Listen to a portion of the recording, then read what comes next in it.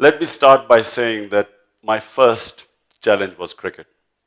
I was 9 years old when I decided to become a test cricketer. I watched my older cousin Javed Barki scoring a century at what should not be called Gaddafi Stadium now. And, and I remember I made up my mind that I will be a test cricketer. Now, I never after that did I ever think that there was any possibility that I would not become a test cricketer. It was only a question of when. So, along the way, there were a lot of problems which I hadn't foreseen at the time when I decided to become a test cricketer. But the thing about achieving the impossible is, it's a question of handling the bad times. Because whenever you have a big goal or you take the untrodden path, be prepared that you're going to have some bad times. You will face setbacks, there'll be failures, but the people who actually win in the end have this quality. Number one, they never give up. You only lose when you give up. And secondly, they have the ability to cope with the bad times. Now, my first bad time came when first I played my first test match. I was dropped. And when I came back, the headline was, Imran can't. And I didn't play for the next 3 years. I was out of the team. And everyone thought that that was it. But then, I made my way back in the team. But the first shock I received, which I'm telling you, the bigger the goal, the more shocks you're going to have. The more setbacks, the more failures you should expect. So I played my first test at Lahore. And I'm walking out to bat. And the right side to the pavilion, this whole, from right Andrune Lahore, the real Lahoris were sitting there. So all along the way, as I walked to the middle, and remember it's 70 yards to the middle, all 70 yards it was Sher-e Lahore, and long live the Lahore Sher, and so on, and wonderful naras all the way right out to the wicket. But unfortunately in cricket you have something which no other sport has. You can be out the first ball. And that's what happened. So now 70 yards back, the same crowd,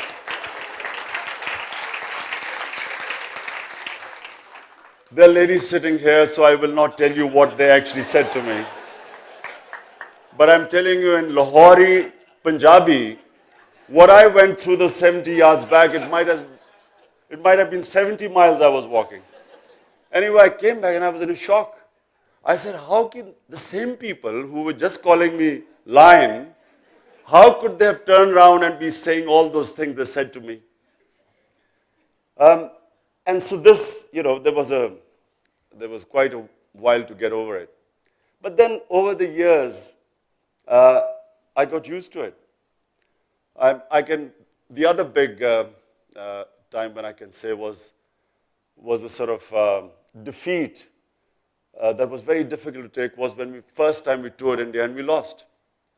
Now imagine now that we've lost the series and we are flying off to Pakistan the next day. There is a team meeting going on. What is the team meeting? How can we arrive in Lahore when everyone is asleep?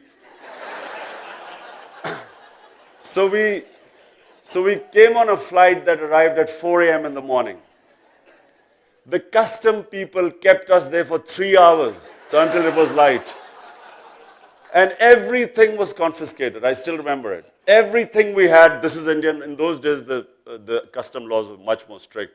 So everything was taken away from us by the custom officials. And for days, we couldn't go out of our houses. People, the players had to hide in their houses, really, because the sort of anger the public felt. And then the other setback I can tell you when I contested my first election. Now, our party was only 5 months old.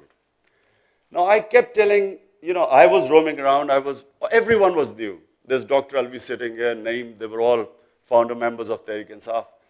So we had just formed this party and all well-meaning people wanting to do good in Pakistan, but no experience of politics. So I went around the campaigning everywhere, and I saw a lot of people turned up. But during the campaign, I realized that, clearly 5-month-old party cannot contest elections. So our idea was that we will just go all over Pakistan, take the agenda of corruption to the people, that corruption is the #1 issue in Pakistan, and then just before the elections, we'll withdraw. So of course, I was all prepared and quite enjoying my tour, thinking that we are not going to contest election and loving all the sort of first time sort of going all over Pakistan. As I came back about 10 days before the election, we had a meeting, and we sat down, and the team said, I said, look, now it's perfect, parties all over Pakistan, we've got candidates all over the country, best time to now say that we boycott, because at the time, there was already match was fixed. So we thought we're not going to win anyway, so best time to leave. Of course, my team overruled me. They said, no, we are going to win the elections, because they had no idea what elections were. Anyway, so I warned them. I said, look, this could be a big disaster. And they had no idea what elections were. All new people. So of course, the polling night, Tehreek-e-Insaf has a clean sweep the other way around. Not one seat. Anyway, now by this time, now I'm conditioned. I'm conditioned to seeing ups and downs. So I know I had exactly developed the mechanism how to cope with failure. First thing you do is, don't read the newspapers. What is the point of reading the newspapers when you know whatever is going to be written is not going to be complimentary? Secondly, do not go to any public functions. Because when you go to a public function, you will get plenty of advice. Because advice is free. But the only problem is the advice you get when you've lost, it's like rubbing salt on your wounds. So best is avoid people. Number 3, try and go away somewhere where there's no one, like go to the Karakorams for a trekking holiday. Best time to be with the family. But the problem is when you have a sound thrashing, failure has its own dynamics. What it does is that you will find that even your close friends view you differently. Even they change towards you. So if you expect all this, then you can deal with failure very well. Because what failure does is something invaluable. It gives you time for soul searching. It enables you to analyze your mistakes. It is the one time where you can learn. Failure can be the best teacher, provided you do not get demoralized by failure. If you get demoralized, you've lost. If you can assess and analyze your mistakes, it is a stepping stone to moving higher. All the people who I knew over my life who were successful had one quality. They could handle failure, and they had the best analysis. They were the best critics of themselves. And if you have this ability, and this is really what education should do, it should give you the ability to analyze yourself very well. And that is the time that you work to eliminate your mistakes and you get stronger. So the secret of success is that each time you have a setback, and remember, the higher the goal, the more the setbacks, each time you analyze, work hard to eliminate the mistake in anything you do, and then you can move forward. But never. The biggest problem is that when you have a setback, is that there is a big temptation to scale down your dreams, to scale down your ambition, to suddenly expect something less of you. This is the biggest trap. Most people fail when they compromise on their dreams and their vision in times of weakness. It is the time when a person is vulnerable. And in this state of vulnerability, you will make a fatal mistake by scaling down on your ambition. So I'll give you examples. When I started playing cricket, I saw Dennis Lillee. I was only 18. I saw Dennis Lillee, this great Australian fast bowler, bowl in England. And I wanted to be a fast bowler. Now, whenever I went to the coach in Worcester or the senior players where I was playing county cricket, everyone said, you don't have the physique, you don't have the bowling action to become a fast bowler. You can't become a fast bowler. And every time they told me that if you try and change your action, you will lose all your natural gift. I'm probably the only bowler in history who completely remodeled my action to suit my ambition. Because your body adjusts to your ambition. Your body will adjust. The body follows the mind. Mind is what is the power in a human being. The power of mind, you can only discover this power when you look inside and pit yourself against challenges. The more you challenge yourself, the more strength you will discover inside you. And then later on, when I used to play for the Pakistan team, I always remember a captain before he used to go out to field, all the captains. I remember in the team meetings we used to be told, first priority is not to lose. And then winning was a bonus. Now this is a big difference. Remember, the positive mindset is we will win. Negative mindset is we should not lose. Any policies you make out of fear are destined for disaster. Policies should, whenever you make your own policies in life, they should never be determined out of fear of anything. And the worst fear is fear of losing. Because a fear of losing stops you from winning. During a match, for instance, and in life also, but your opponents will always sometimes make a mistake. And the people who have players or champions who have positive outlook, in other words, who are looking to win, they will grab that moment. But players who go on the defensive, scared of losing, they will miss out on these moments. So the killer instinct is that when your opponent makes a mistake, you grab it. You don't let him get back off the mat. But you can only do that if you are going in with the right frame of mind. And it's exactly the thing in life. Whatever your dreams are, always never think that you will not achieve it. I have never, ever, ever thought that there's whatever I've put my mind to, never has it entered my mind that I won't achieve it. And in politics, I've been 15 years. So you would have thought that I would have been now feeling that a lot of people, Imran Sahab, kab aapne, kya wajah hai ki aap fail ho gaye? Abhi, a lot of people tell me, you know, you've been 15 years and you haven't succeeded. But it depends what you're aiming for. What is it that you want? What are the goals you've set yourself? Is it just to become a prime minister?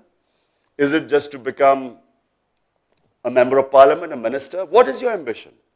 So the greater the ambition, the greater hard work you've got to do. There are no shortcuts in life. If you want to achieve something big, there is no such thing as a quick way of achieving anything great. You have to go through the process because it's the process that makes you. It's the process that strengthens you.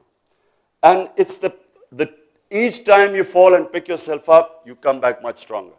But the secret is you never, ever give up. You only lose when you give up. And the ability to handle the bad times. No, you should develop a mechanism. And this about in vulnerable times, suddenly giving up on your mission. So we wanted to build a cancer hospital. Cancer hospital I wanted to build, A, because seeing my mother in pain, but B, realizing what happens to a poor man when he gets cancer. Because I realized the cost of cancer treatment. And I realized that if people like us could barely afford cancer treatment outside Pakistan, what happens to ordinary Pakistanis? So that was the reason. So I campaigned for the hospital that it would be primarily be a free hospital. And secondly, that it would not distinguish between the rich and the poor, because when I took my mother for treatment in England, she was in this hospital where there was a national health patient and she was on the next bed, paying bed. No difference. The nurses, doctors didn't treat them any differently. So the other ambition was to have a hospital where there were no VIPs. So anyway, when the hospital opened in 95, we had this American administrator, and the first thing he said was that you will not be able to treat more than 5% of the patients free. If you do, the hospital will close down. So here we were the board. We are not the technocrats. He was the technocrat. Him telling us that the hospital will close. You won't be able to afford it. It'll go bankrupt. 15 years later, we overruled him because that's what we stood for. All the money had been collected because the majority would be treated free. 15 years later, we were awarded by the World Health Organization as a center of excellence and the only private cancer hospital anywhere in the world which gives over 75% free treatment. And then I was, in my constituency in Miawali, I was campaigning, and I discovered a lot of young men who were unemployed and who ended up either on very high rate of drug addiction and secondly crime. So I thought I'll build a little technical college so that they can come and give them few skills and they could be employable. I went to the people, they gave me a piece of land, beautiful piece of land by a lake, hills behind. And then as I was thinking of building this little technical college, I got approached by Bradford University to become the chancellor. So I thought, okay, here, if I can get Bradford University to come here, which was a technical-based university, I could have a technical-based university here in Namal. Everyone told me that you can't build it in a rural area because you can't get faculty. It is now the first private sector university in a rural area and in a wild area. It's only about 40, 50 miles from, as the crow flies, from Waziristan. So imagine, building a university with Bradford University degrees in that part of the world, and you won't believe it, not only has it taken off, the first batch comes out, but we've created another revolution. In Miawali, where there's no concept at all of co-education, we have, for the first time, girls from poor conservative families studying in the university with the boys.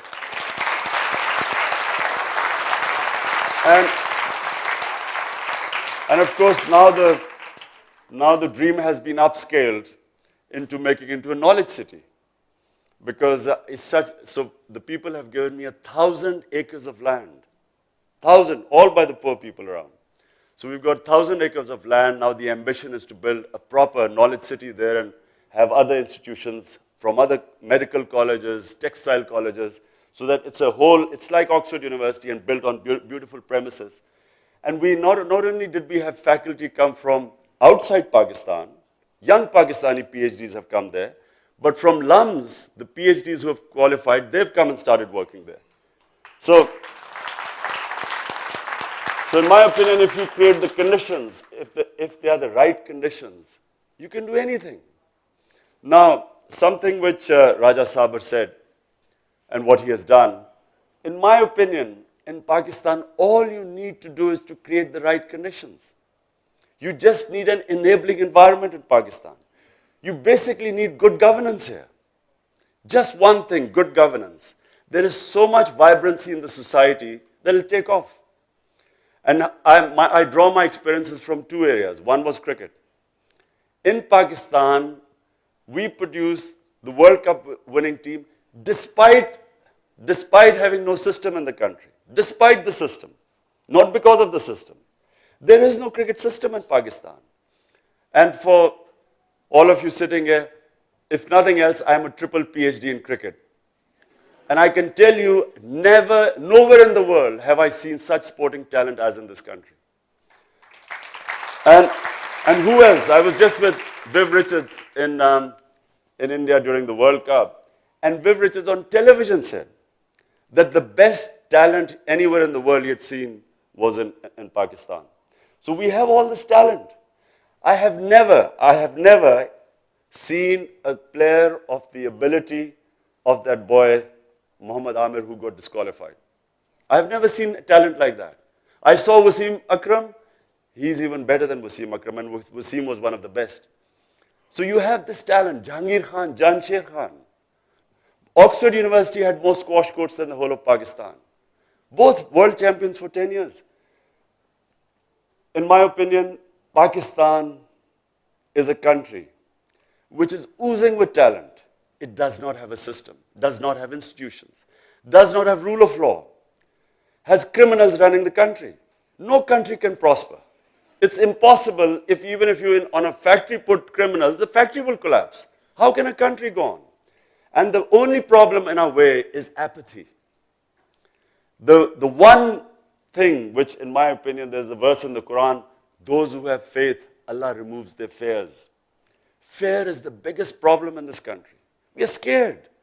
People are so scared to take on this vested interest. So we are sitting and watching this charade in front of us, and people are reluctant to do anything. In Britain, 2 million people came out in the streets against the war in Iraq. 2 million people. It wasn't even an injustice being done to the people of Britain. It was in Iraq. And 2 million people came out to protest. To sum it all, Pakistan, in my opinion, this country has everything. We have two great institutions in this country which are vibrant and functioning. One is the Supreme Court, although there are all sorts of efforts to stop it functioning. And the other is a very vibrant media. Despite, I know Fasih said something that, they do get carried away, but despite everything, the current affair programs have created an awakening, a sort of awareness which didn't exist here before. All we need is an independent election commission. And the next election you will see, inshallah, a revolution in this country. Thank you.